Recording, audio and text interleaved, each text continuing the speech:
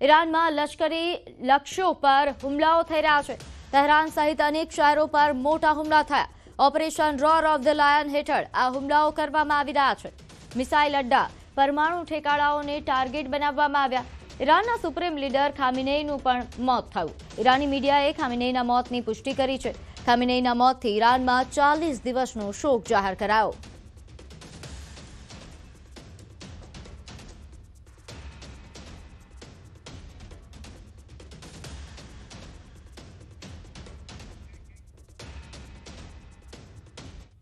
તો America, Israel અને Iran વચ્ચે તણાવ હવે વધી રહ્યો છે। 3000 જેટલા પ્રવાસીઓ હાલ સુરક્ષિત હોવાનો દાવો છે। દુબઈ, આબુધાબી, શારજહાં આ ઉપરાંત અમુક આસપાસના વિસ્તારોમાં ગુજરાતી મોટી સંખ્યામાં છે। પ્રવાસીઓ હાલ તમામ હોટેલોમાં સુરક્ષિત હોવાની વિગતો પ્રાપ્ત થઈ રહી છે।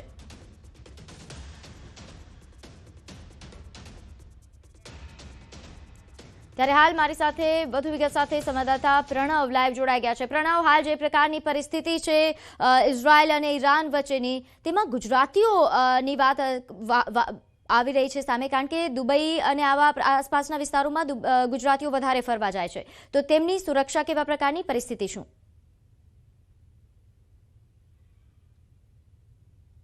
ચોક્કસ જે રીતે ઇઝરાયલ અને ઈરાન વચ્ચે જે યુદ્ધના તણાવની સ્થિતિ ઊભી થઈ રહી છે, ત્યારે તેની અસર ગુજરાતના પ્રવાસન ઉપર પણ થઈ રહી છે, કારણ કે સૌથી વધુ ગુજરાતીઓ છે તે બહાર ફરવા માટે જતા હોય છે। એમાં પણ જ્યારે હોળીનો તહેવાર આવી રહ્યો હતો ને લાંબી રજા હતી, તેના કારણે મોટાભાગના જે પ્રવાસીઓ છે તે અરબ દેશોમાં, દુબઈ હોય છે, આબુધાબી છે, શારજાહ છે, તેવા કન્ટ્રીઓની અંદર, તેવા વિસ્તારોની અંદર ફરવા જતો. તે સમયે કહેવામાં આવી રહ્યું છે કે 3000થી પણ વધુ જે પ્રવાસીઓ છે હાલ સુરક્ષિતમાં જોડાયા છે।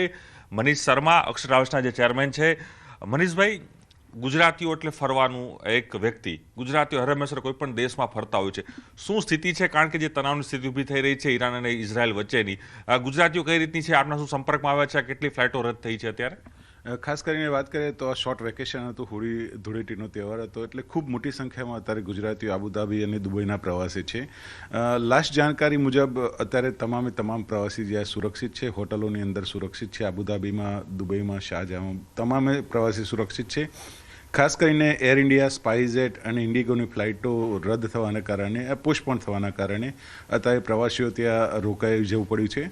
અને ખાસ કરીને વાત કરીએ તો અહીંથી જવાની સંખ્યામાં પણ જે મોટી સંખ્યામાં લોકો જવાના હતા, 1500થી વધારે પ્રવાસીઓનો અહીંયા પ્રવાસ એરલાઇન્સ કેન્સલ થવાના કારણે મુલતવી રખાયો છે।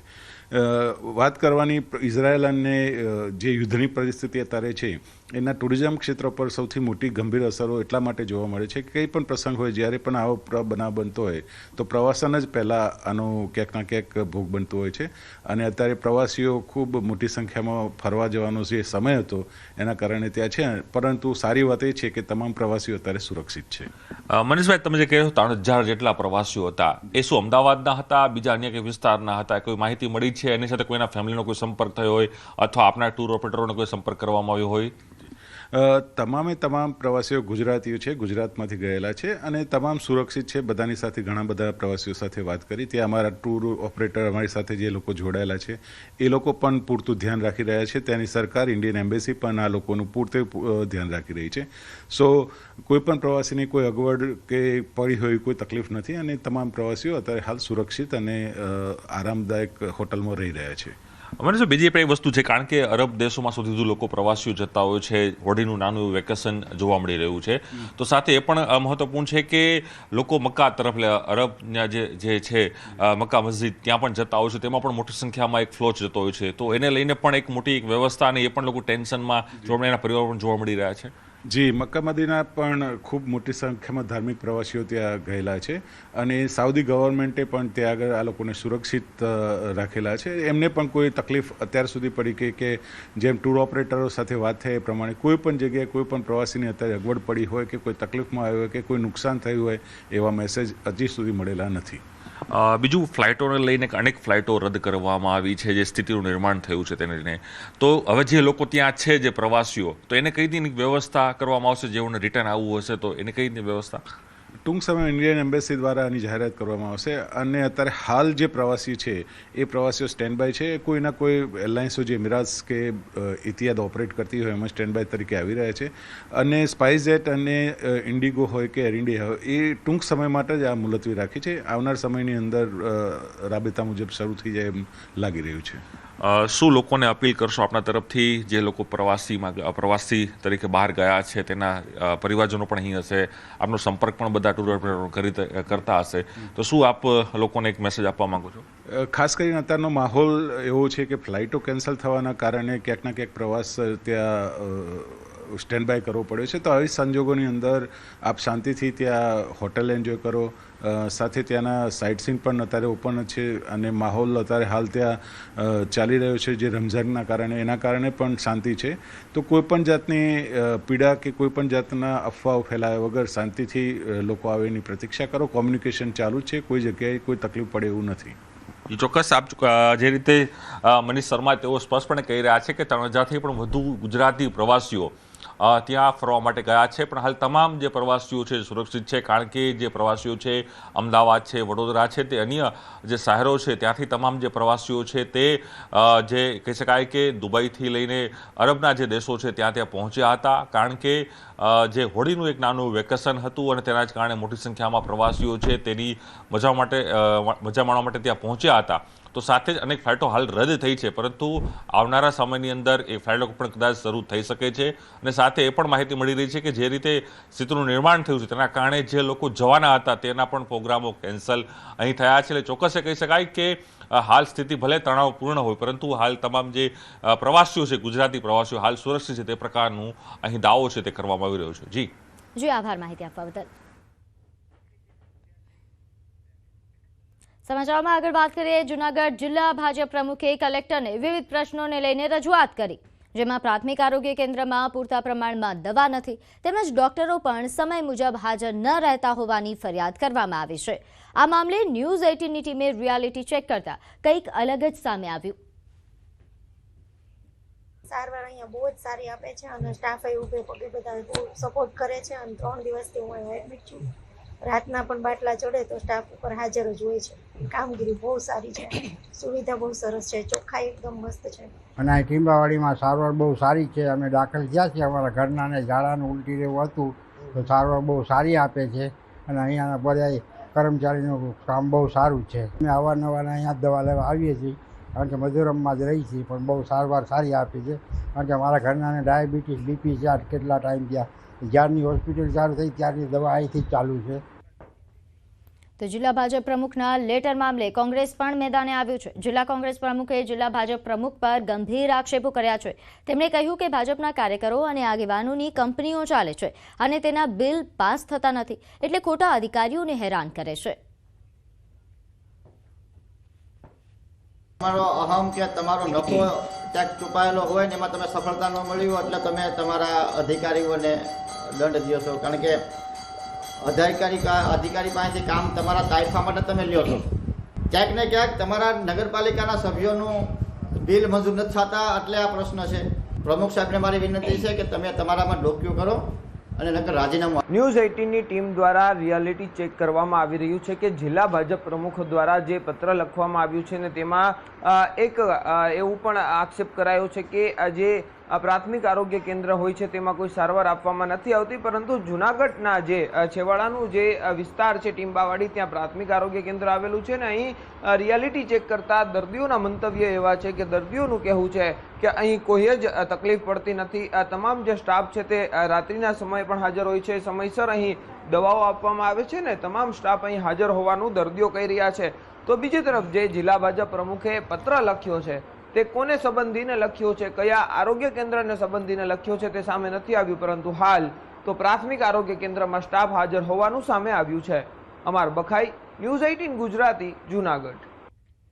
તો હવે વાત હોળી પહેલા મેળાની મોજ.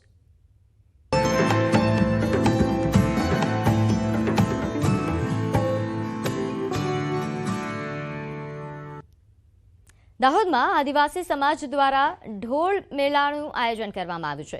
દાહોદના સાંસદ જસવંતસિંહ ભાભોર, ગરબાડાના ધારાસભ્ય મહેન્દ્ર ભાભોર સહિતના આગેવાનો ઢોલ વગાડી આદિવાસી નૃત્ય કરતા જોવા મળ્યા. આદિવાસી જિલ્લા દાહોદમાં દર વર્ષે ધૂળેટીના પર્વ પહેલા 11ના દિવસથી ઢોલ મેળાનું આયોજન કરવામાં આવે છે. આજે પરેલ ગ્રાઉન્ડ પર 18મા ઢોલ મેળાનું આયોજન કરાયું. આ ઢોલ મેળામાં 200થી વધુ ઢોલ મંડળીઓ પોતાના સાથીઓ સાથે આવે છે અને આદિવાસી સંસ્કૃતિ જીવંત રહે તે માટે આ પ્રકારના મેળાનું આયોજન કરવામાં આવે છે. ઢોલ મેળામાં ખાસ આદિવાસી નૃત્ય આકર્ષણનું કેન્દ્ર રહે છે. આ નૃત્ય જોવા માટે મોટી સંખ્યામાં લોકો ઉમટી પડે છે.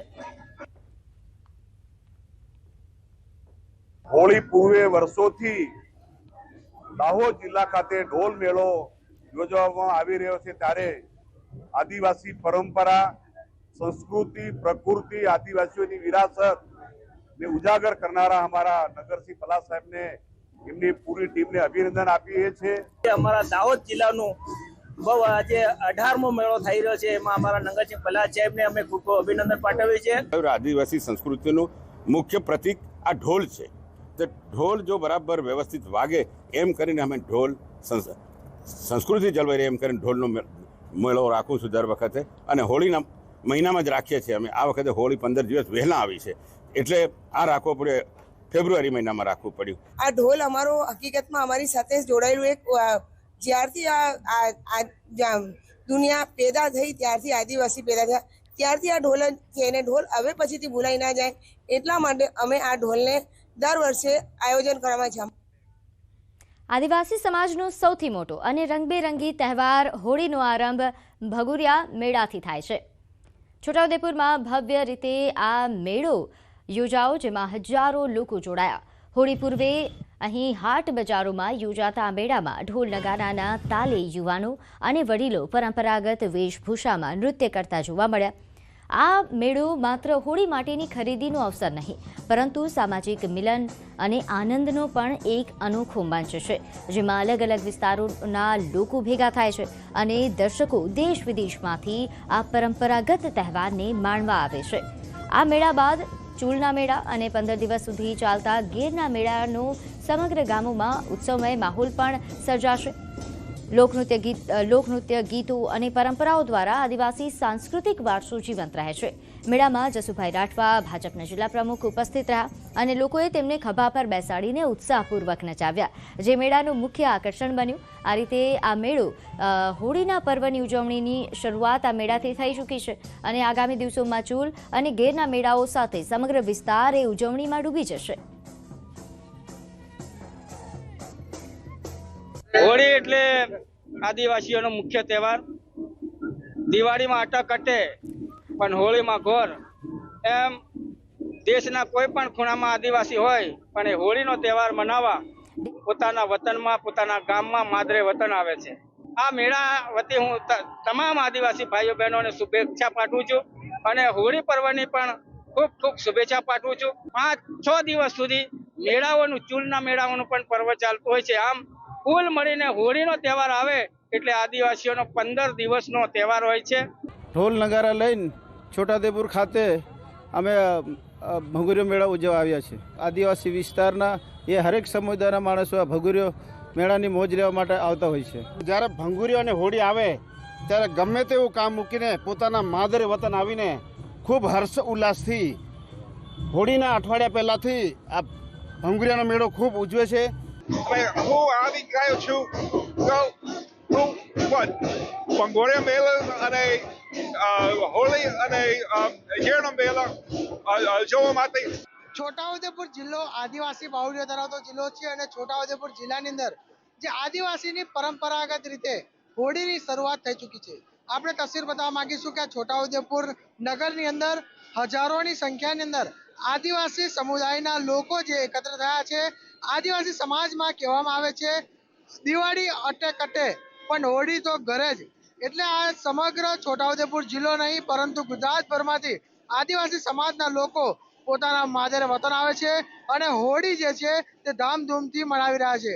આપ જોઈ શકો છો કે જે રીતે છોટાઉદેપુર નગરની અંદર આદિવાસી સમાજના લોકોની સાથે જ રાજકીય લોકો પણ જોડાયા છે અને સાથે સાથે છોટાઉદેપુરના સાંસદ જસુભાઈ રાઠવા પણ આ જે આદિવાસીની પરંપરાગત રીતે તેઓ પણ આ જ મેળાનો ભાગ લઈને આ મેળાની અંદર ઉતરી આવ્યા છે અને જે આદિવાસીની પરંપરા રીતે તેઓ પણ નાચગાન કરી રહ્યા છે. એટલે ચોક્કસથી છોટાઉદેપુર જિલ્લાની અંદર જે આદિવાસીના સમાજનો જે સૌથી મોટો જે તહેવાર કહેવામાં આવે છે હોળીનો, અને હોળીના પર્વના જે શરૂઆત થઈ ચૂકી છે અને હોળીની શરૂઆત થતાં જ સમગ્ર છોટાઉદેપુર નગરની અંદર રંગબેરંગી કપડાં પહેરી તેઓના આદિવાસી વેશગાન કરી રહ્યા છે અને છોટાઉદેપુર જિલ્લાની અંદર હાલ જે આદિવાસીની પરંપરાગત રીતે હોળીની શરૂઆત થઈ ચૂકી છે. સજબ ખત્રી, ન્યૂઝ 18 ગુજરાતી, છોટાઉદેપુર.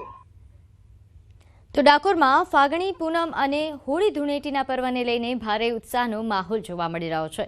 અહીં સુપ્રસિદ્ધ રણછોડરાયજી મંદિરમાં ભવ્ય અને ધામધૂમથી ઉજવણી થઈ રહી છે અને તૈયારીઓ પણ તેજ કરી દેવામાં આવી છે. વિવિધ રંગોની અદ્ભુત રોશનીથી સમગ્ર મંદિર એ ઝગમગી ઉઠ્યું. મંદિર પરિસરમાં કરવામાં આવેલી આ નયનરમ્ય રોશનીથી રાતના સમયે અદ્ભુત નજારો સર્જાયો. રંગબેરંગી લાઇટિંગ અને આકર્ષક શણગારના કારણે રોશનીથી નહાયેલ આ ડાકોર મંદિરની સુંદરતા એ ચાર ચાંદ લગાવી રહી છે મંદિરની સુંદરતામાં. તો આગામી દિવસોમાં લાખોની સંખ્યામાં ભાવિકો ડાકોર પહોંચીને સાક્ષાત ભગવાન સાથે હોળી રમશે. ભક્તોને દર્શનમાં કોઈ તકલીફ ન પડે તે માટે ટેમ્પલ કમિટી દ્વારા દર્શનના સમયે વધારો પણ કરવામાં આવ્યો છે સમયમાં. તેમજ લાખો શ્રદ્ધાળુઓની સુરક્ષા અને સુવિધા માટે સ્થાનિક પોલીસ અને વહીવટીતંત્ર ખડે પગે જોવા મળશે. તો આ ખૂબ જ અદ્ભુત દ્રશ્યો એ મંદિરના સામે આવ્યા છે. નોંધે છે કે પર્વના કારણે હાલ મંદિરનો જે શણગાર છે તે વધારી દેવામાં આવ્યો છે.